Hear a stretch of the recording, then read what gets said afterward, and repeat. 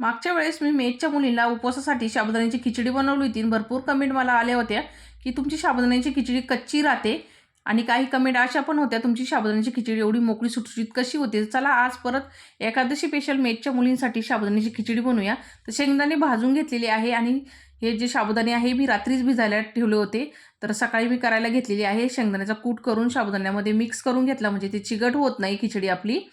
नंतर कढईमध्ये शेंगदाण्याचं तेल गरम करून घेतलं, त्यामध्ये बटाटा आणि 1 चमचा इतका मिरचीचा ठेचा, चवीनुसार मीठ टाकलं आणि बटाटा चांगला वाफळून घेतला. नंतर त्यामध्ये साबुदाणे टाकले आणि परत थोडंसं मीठ त्याच्यामध्ये टाकलं चवीनुसार आणि मस्त मिक्स करून घेतलं. 4-5 मिनटं चांगली खिचडी परतून घ्यायची. नंतर झाकण द्यायचं त्याच्यावरती आणि खिचडी वाफळून घ्यायची चांगली. असं केल्याने खिचडी चांगली मोकळी सुटसुटीत होती आणि शिजते पण.